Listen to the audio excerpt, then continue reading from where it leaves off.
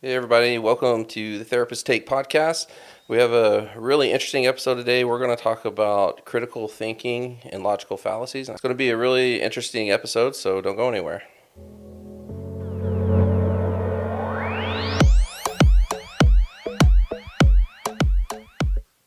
Hi Carrie. Hi, Josh. Had to do the intro first before I I know. welcomed you, acknowledged your presence. Acknowledged. Yeah, but I'm glad I did. Good. We're having just a dandy old time in here before the cameras were were. rolling, which is why sometimes I think Hannah should just hit the record button. Yeah. But you never know what. You definitely never know what's going to come out of my mouth. No, you don't. I feel like you might know more than most people. Yeah, hopefully. I've learned enough pattern time to notice the pause. You're just like, no, you don't know. You don't know what's going to come out of my mouth, but you want to be there when it does. I do. Sometimes it I acts know as a you do. blocker, but Yeah. sometimes do enjoy it. Yeah, I don't think Hannah really I know. does. No, probably not. So we're going to talk about this idea of critical thinking and logical fallacies, and so we're going to get into that. Before we do, just want to remind everybody to do all the typical housekeeping things, like subscribe to our channel, like it, share it. Maybe that's a new one I usually never mention. And if you're listening to this on the audio platform, so if you're not watching this on YouTube or Facebook Live or the rebroadcast and you're on the audio platforms, please stop what you're doing right now and just real quickly give us a 5-star review. It takes 2 seconds, and we really would appreciate that. But let me just real quickly give everybody the episode breakdown. And so the first thing we're going to do is we're going to talk about this hierarchy, Hierarchy? hierarchy. Couldn't say it.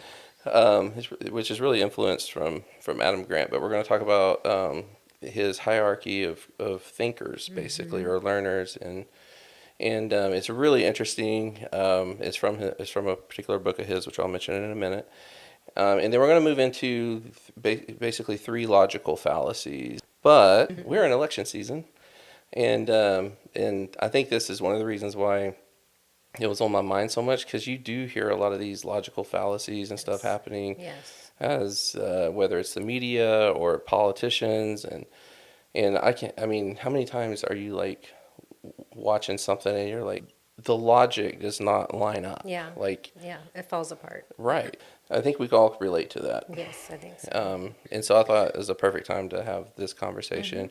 And in fact, one of our therapists, Carl Patterson, he wrote a blog on dealing with election stress. And so you can find that blog, and the link is in the show notes. It's on our website. So yeah, make sure you check out the show notes. There's going to be lots of links in there related to all the things we're talking about today. Let's get into it. Okay, let's do it. All right, so you and I both value critical thinking, Yes, right? we do. Right, and so what does that mean to you? Yeah. To be able to think of something and Critically. critically. There you go. That sounds like.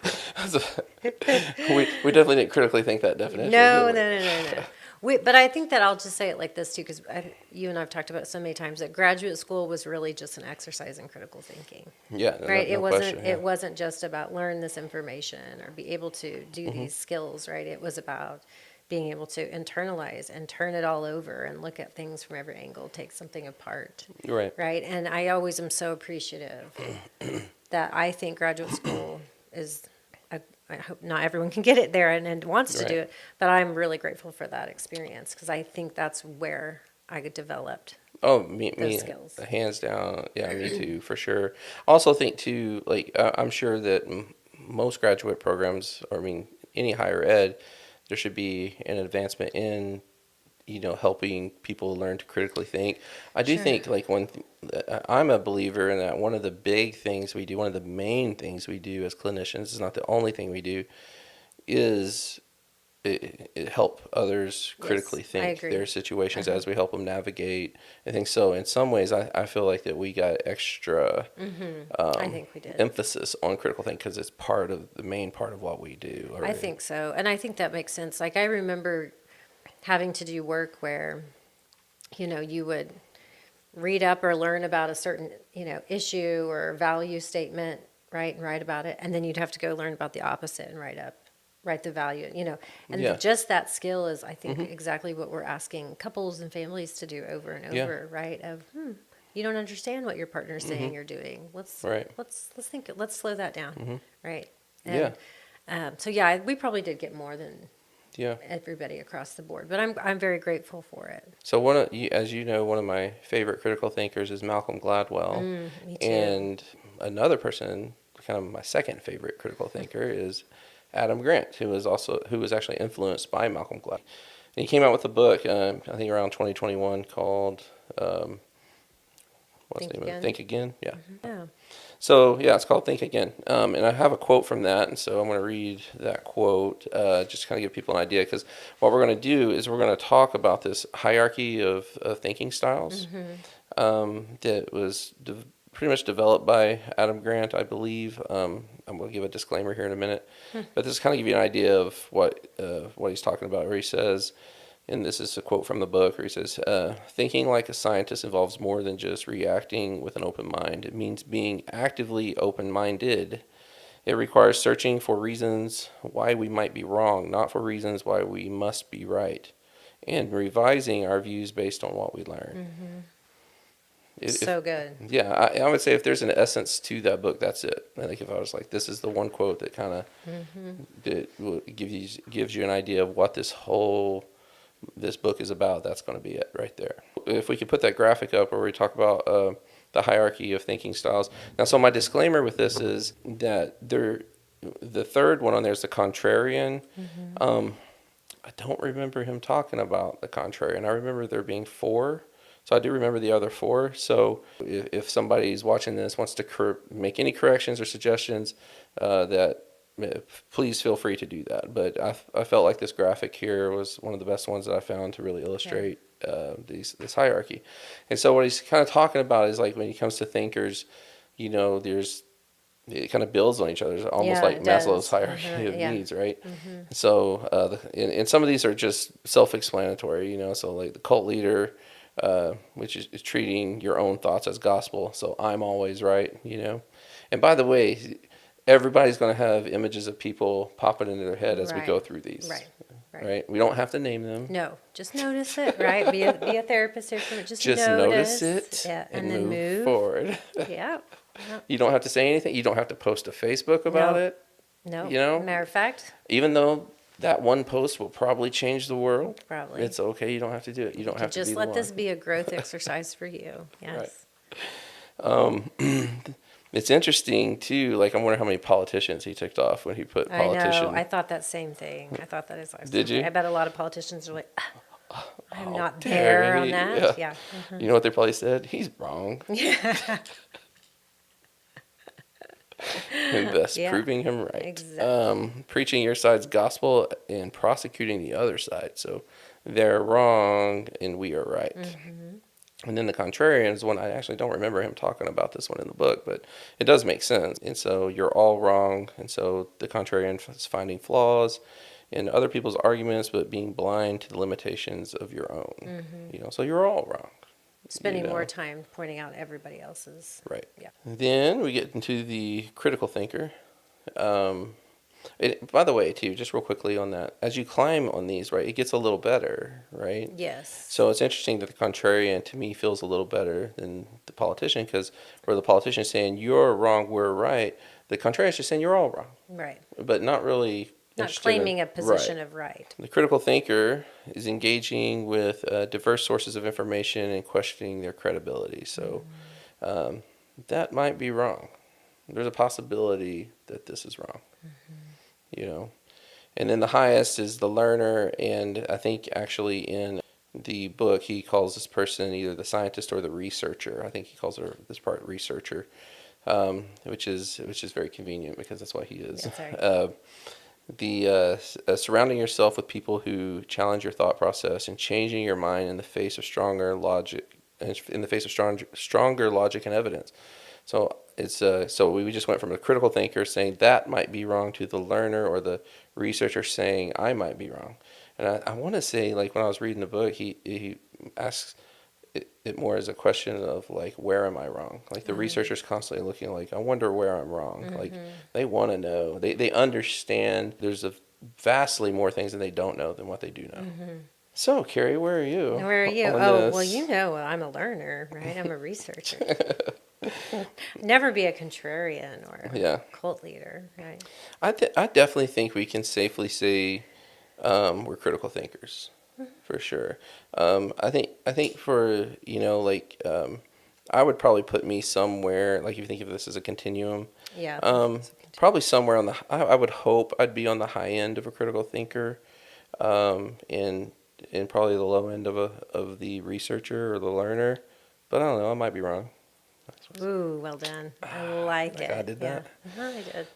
But I think right? that these models are really helpful, and even thinking of them as a continuum is helpful. But again, this is not about getting in a zone and staying there. I think it's more Right. important to critically think about the places that you're Sure. open to changing your mind, and then of course Hmm. paying even more attention about to the places that you're like, oh no, that feels certain, that feels clear, right? Yeah. So I have two questions for you. Okay. Oh, good. So Okay. like, why do you think it is that people can get stuck on the lower levels and not really be seemingly maybe even be threatened by the advancement of in this? If is this all theoretical, right? And the other question is it possible that there's some pathology built into people that operate on the higher levels? That's good. Like, is it possible that people on the higher levels might deal more with not having convictions and not Yeah, taking right. harder Sure, stances? sure. I think part of it is that there's often an echo chamber, And, right? And I think in the modern world of social media, that it's really easy to find an echo. Like they're more available, right? So you can put an idea out there, and somebody's going to go, "Yeah, I agree, great," right? And then you find yourself saying it more over and over and over, and so then it just kind of builds, and you just stay in that space as it feels good. You feel like people agree or people are inspired or whatever the positive feedback is. right? I think that's one of the things that makes it easy to stay there. Yeah, I agree. I think there's power. Yeah, I think that feeling that you get is it kind of strokes you yeah, and it feels powerful. right. We like feeling that way. Sure. I mean, I think that there's loss that people potentially go through if they change what they believe. Big time. If they go from, if you're surrounded by, if a big part of your community are hardliners that don't budge very much on how they believe or think about things, and you're the one that does, I mean, that might not serve you very well Yeah, that's for right. that community. When you're in that space, it feels like options get limited, Right. right? And so it feels like that I have one or two options. Either I keep believing, Right. following suit and believe, or I ostracize myself from the community by taking a different stance. Right. Right. We're going to talk about that either or fallacy here in just a Yeah, minute. so But loss, power, yeah, that makes yeah, sense, right? Why that would be yeah. appealing. Right. Now, I think too, though, that, the way we feel about things that are important to us become a real lived experience. And so we get attached to those ideas, right? They have emotional representation to us. And so when we're emotionally attached to ideas or concepts or constructs and groups, it means something to us. And so when someone disagrees or, criticizes our group, it's going to feel personal. And I Right. think that's the other piece of how do people end up at this lower where they dig their heels in, right? And say, well, no, how can you think that way? This is the way to think or be. It's because it's very emotional. It's very tied, right, Right. to an emotional experience that you're having. Right. I think sometimes people can get comfortable in the upper tiers, upper levels too, like that. In fact, it was from listening to a podcast of Adam Grant where he mentioned the concept of a logic bully, and I wrote an entire blog about this. I did not link this one because I didn't know I was going to talk about it, but You didn't want to be a logic bully. yeah. But actually, in doing that, like a buddy of mine was like, he read the blog and he goes, "You're a logic bully," and I'm like, "Oh, maybe that's why it resonated with me." I was like, "I am a logic bully," and like sometimes, like when you like we're like as we talked about, we're trained critical thinkers. So is it possible sometimes you use that to your advantage, so that so you don't have to think about some of the other complexities that people that you might perceive to be operating on lower tiers, Yeah. which and it's kind of the paradox of it is that does that really make you if you're I stuck know. in that? I know. Are you really Are you being still? critical Are you thinker? just as stuck? Yeah. Right. Yeah. So it might be. I definitely think that. I remember someone actually saying to me in graduate school, we were working together on a case and we were discussing what we thought was the client's issues, but it really came down to we had pretty different values about what looked like a healthy relationship, right? And the other person said, Carrie, if you stand for everything, you stand for nothing. And it was always stuck out, right? Because I didn't realize that was the logic bully in a sense that I was position that I was taking. And so I think it is this idea of if I'm going to have to help a lot of people with a lot of different things that maybe are very different from my experiences or my values, I don't want to also have nothing that grounds me, right? Yeah. And so the idea, how can you get to this point where you know so much that you realize nothing really matters, right? Right. Yeah. Who sang that country song? It's like you got to stand for something or you'll fall for anything. I'm not gonna know. Countries. Let's talk about these three fallacies. So let's talk about logical fallacies in general. Sometimes, and this happens with everybody because you're human, your logic will have flaws, and through our humanness, we can gravitate toward these fallacies to kind of make our arguments and things like that. Yes. So there's actually a lot of them. So Lots I have a graphic and this doesn't even capture all of them, by the Sure. way. So this was actually really fun for me, by the way. So this started, and I put a link to the video where it kind of inspired this. Is I was there's this guy that I don't even know if he does. I don't subscribe to his channel. I don't even know why it popped up on my feed, but it looked interesting where he was analyzing a discussion from the Joe Rogan podcast where Joe Rogan was interviewing Ben Shapiro. And from my understanding, he at minimum is a fan of the Joe Rogan podcast. So it's not like he went out and picked someone he disagreed with to do this. Like, it sounds like he might like both of these guys. I don't know, but he was like, but he goes, it was riddled with logical fallacies, and it turned out to be a great video to kind of illustrate all these different fallacies. Okay. And so I put a link to that because there are a lot of them just in that video, and it doesn't even cover all of them. And so so I have a list there that you can see with those fallacies, but we're just going to cover 3 today. Okay. We're going to cover the anecdotal fallacy, the tu quoque, which is fun to say, If fallacy, we're saying it correctly. Yeah. and the either or. And this was actually kind of hard for me to do, but because there's some really cool ones on here, like the no true Scotsman, which you do not like because of the porridge example. Yeah. But here, I'll read everybody the example here on there because Carrie got hung up on this. The no true Scotsman fallacy is basically saying that I'm going to tell you that because you're not holding true to my view of purity, of something that is pure, then I'm gonna then you're not really that. So in other words, like the example that I had in my head was like someone saying, real men drink beer, and then if I'm like, wait, I'm a man and I don't drink beer, and then instead of having an intellectual discussion about that and critically thinking through that, they might just say, well, you're not a real man. So the example is given on here. I don't know why Scotsmen are getting thrown under the bus here. I don't either. I think that's also something I got hung up on. But every website I went and looked at this, like everybody uses the same thing. There's also one called the Texas Sharpshooter. Oh. So I'm gonna look that one up. Angus declares that Scotsmen do not put sugar on their porridge. We're not going to be able to get through this without laughing. We're not. Okay, I'm seeing the problem now. Okay. To which Lachlan points out that he's a Scotsman and puts sugar on his porridge. This would make someone furious. Furious. So furious.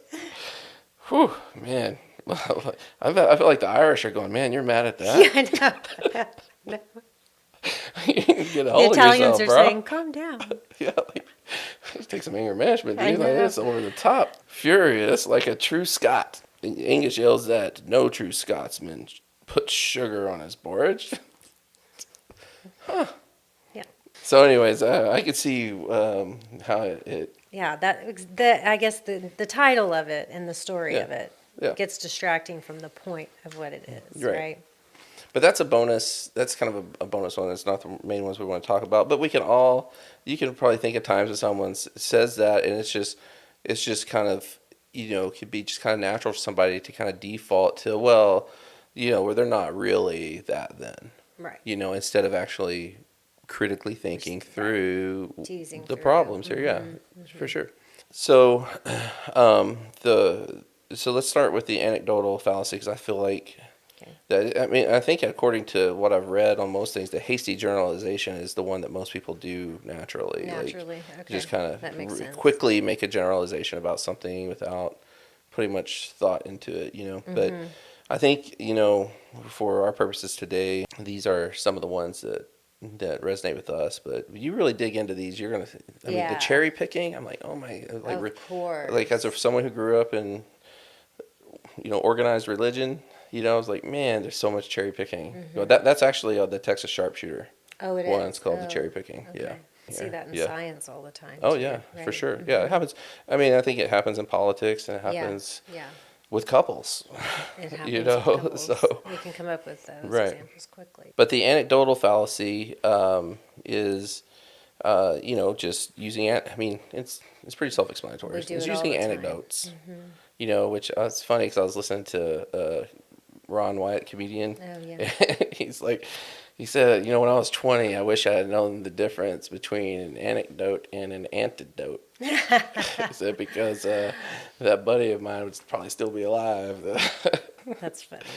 That's good. Yeah. This is also, I mean, this is something I do see a lot in the political arena. That's not what happened to me, and so then therefore that must not be true. Or this is what happened to me, so therefore it must be true. That's right. Or this happened to 2 or 3 people I know. We do this so often. Sure. I don't even know that we notice it's a fallacy, right? Well, I've ate processed foods my whole life, and I'm fine. Yeah. But I do think it's important. I do think it's reasonable for people to understand when they're using something like an anecdote in its proper use Yes. versus in an totally improper agree. use where you're just trying to form an argument that is ultimately going to fall short. Right. So then how do you use anecdotal things? Because I think not everybody's going to be a researcher and be Right. saying, I can quote data from, this journal article, published in Nature Right. in 2017, et cetera. We can't walk around like that. We can't expect that from people. I think, so one thing I think anecdotes are good is just to try to help somebody understand you. Yes. Here, this is something that happened to me. I don't know if this is how it is for everybody else, but Right. this is how it happened to me. So this is kind of, and that shapes your worldview, and that's an anecdote.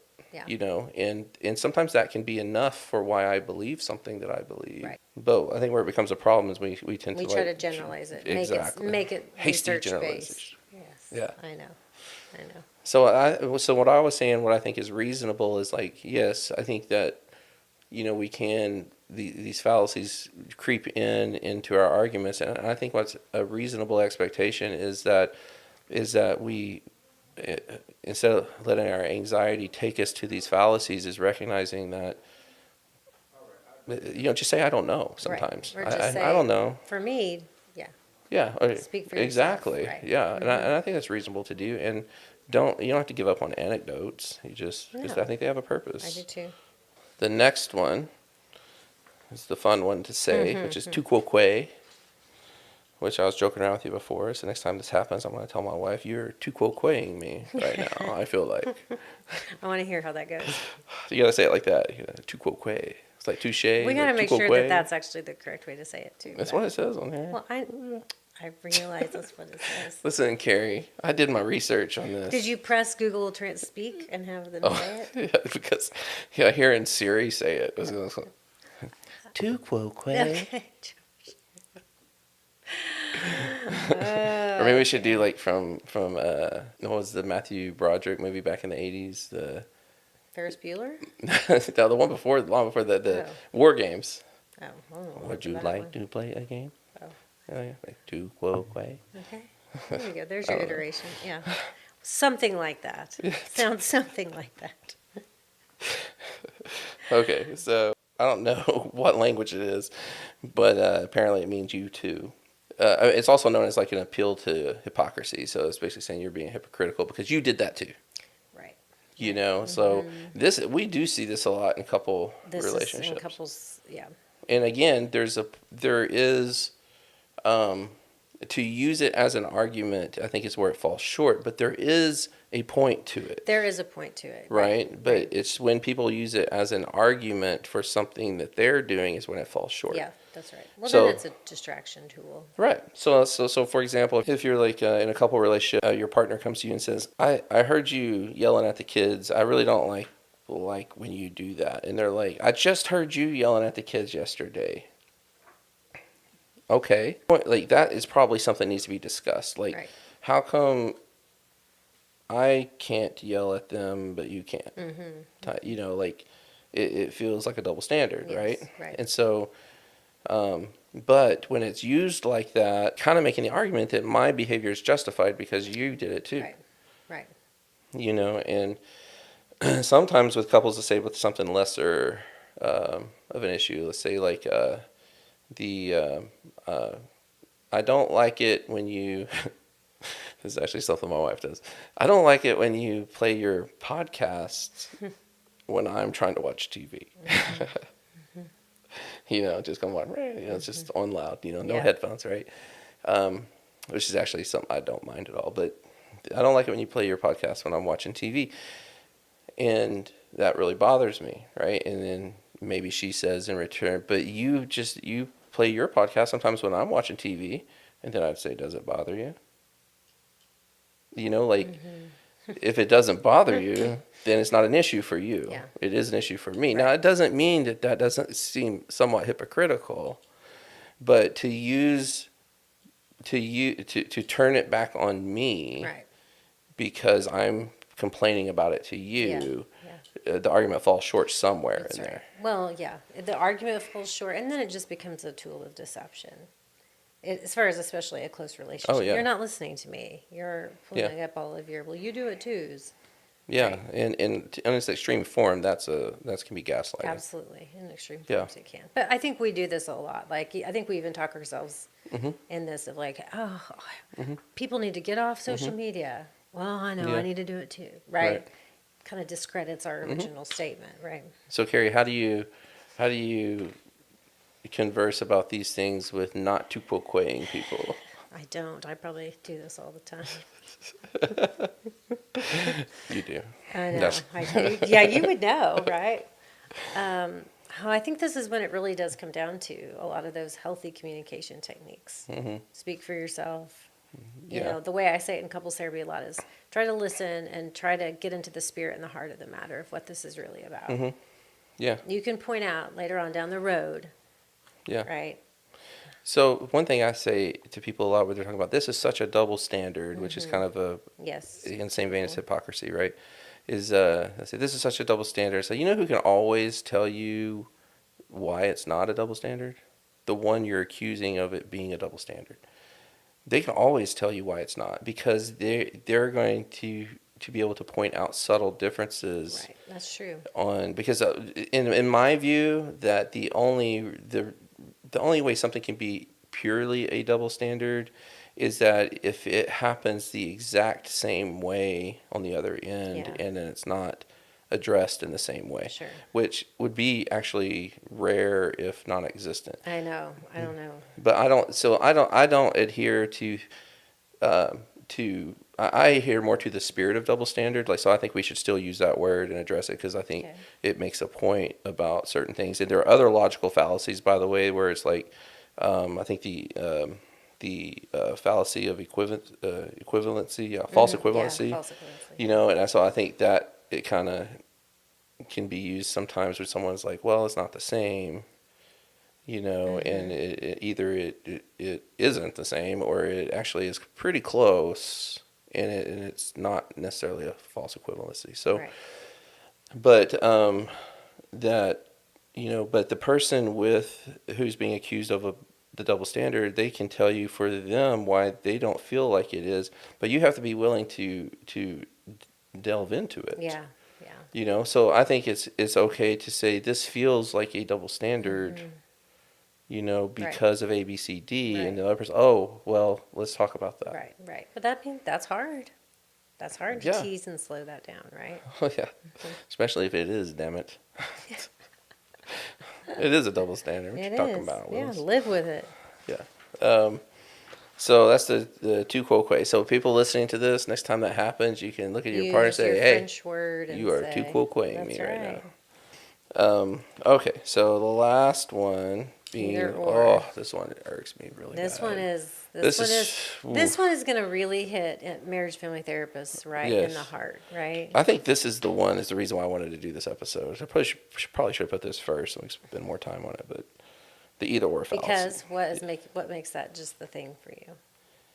Well, from a professional standpoint, we understand that most time people come in crisis that their options feel like they have narrowed down to one or two things, right? Right. And so part of our job in the world of helping them critically think is to expand their options, right? Again, but I think just in reality, like it's most of the time it's not either or. It's not. And by the way, another word they use for this fallacy is that either or fallacy. They'll call it the black and white fallacy. Yeah, right. And I believe that most of life is operating in the gray.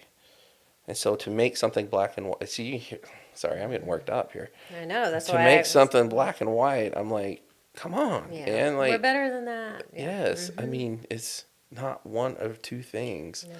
And so that's kind of the whole idea here is that it's you're presenting, the way it says it on here is you're presenting two alternative states as the only possibilities when in fact there are more possibilities exist. And usually those alternatives are extremes.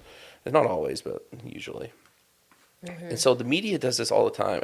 This is why it's like, so you said this, so we're in election season, so we're talking to some politician. You said this back, da-da-da-da. Okay. So that must mean that you either this or this. And I'm like, would somebody please just once say, are those my only options? No, there's 3, 4, 5. Yeah. Are those the only two options I get? Sure. Like, there's so many different possibilities on what something is or isn't. I think it's also a response to stress. We're uncomfortable or we're not. Yeah. Right. And to be able to expand those, right, from very uncomfortable to pleasure, right, and all of those things in between, right? I think that takes building awareness. I mean, you think about babies, right? They're either quiet or they're screaming, right? When they're brand new, and so the idea that either or, I think maybe it makes some biological sense. Yeah. In those very basic. Well, I think comfort and functional discomfort. too. You can't do this with everything. I mean, the way I've always said it is like we all need our black and white to just kind of operate, because you can't, in my view, everything is complicated. Yes. Everything is. Yeah. But you kind of have to simplify some things. Yeah, of course. Just so you can operate. Just so you don't feel like an anxious mess every second of the day. Right. And so again, this goes back to where is the either or approach appropriate. That's where I think it is that sometimes it just needs to be either this or that to me. Like, because I don't want to be, and I do this with my kids. Like this is what I think is hard, probably being the child of a therapist, is, the example I always give is when it really hit me and what I was doing when my son, I'm driving down the road and he's like, hey dad, he's like, are cars expensive? And I'm like, well, maybe. I mean, it depends on who's buying the car and what kind of car you're buying, and they're all different prices. And why can't I just say, yes, son, they're expensive? For most people, most of the modern world, I mean, they're expensive. But my mind naturally expands because that's what we've been trained to do. I know. And I have to really be intentional with being, they're just looking for either they're not expensive or they're expensive. Right. These are things in life are either expensive or not expensive. Right. This is one of those things. Yeah. It's usually expensive. Yeah. I think that's where it's more functional. But where I think it gets, kind of works against us is when we start using the either or to help to try to win our arguments. Yeah. No, and I think either ors, they're appropriate, like you said, when you're trying to figure out your own kind of operating system, right? I'm either getting up early or I'm getting up on time, right? I mean, those are fine. But the either or, when you're using them as a way, and especially your intimate relationships or especially about really important things, the either or fallacy that's why it's a fallacy. It's when things just start to fall apart. Right. Right. And I think with most of these fallacies, like I think a lot of times they're a response to the not knowing, and so we gravitate We love toward the certainty. right. And to bring this full circle back to the hierarchy of Yes. thinking, is that if I think you're less likely to commit these fallacies if you are someone who automatically just assumes you're wrong on certain things, or that you have room to be wrong. Yeah. And so that when something is brought up, instead of feeling your anxiety, feeling compelled to win the argument, and then you use flawed logic to do it, Yes. you can actually pause, step back, and say, "Let me, I need to think about that a little bit, I don't know, or good point." Yeah. I would love to see a politician say that one day. Hey, good point. Right. And because that's real. Yes. I mean, it is. so, but it doesn't Well, make for good clicks. Yeah, and don't hold your breath. I know. Is Well, that my we only could talk option? about Is this to for breathe or not breathe. that one is. That is one of the. That is one. That one's pretty cut and dry. That one's pretty scientific. We could talk about this all day. Yeah. Well, good talk though. Good talk. I knew good you'd talk. like this. I'm ready to read the book too. When I texted it to you, ooh, I like this one. Yeah, I knew yeah. you'd love this. Yeah, read the book. I know. Great. I've got so many books right now. I've got Yeah. to get. I just keep adding to my list instead of knocking them off. It's a good one. Okay. But I just want to remind everybody to, again, subscribe to our channel. Check the show notes out. Check the description of the video out. I put the link to that YouTube video in there. There's a link to Carl's blog on election stress. There's, by the way, this is really cool. There's a link to that website that has the logic fallacies on it. There's actually a few websites I went to, but the one I put in there has a logic fallacy detector in it. Nice. So you can type Submit. in a paragraph up to like 500 words, and it'll tell you what fallacies wow. it's How hitting on. fun. And they're, like I said, there are way more than the list, that big list that I gave. There are way more than that Oh, that's cool. in there. So I I love love this stuff. It's Yeah. fun. Yeah. Yeah. All right. Well, thank you, Carrie. Thank you for chatting with me about it, and thanks for everybody for being here.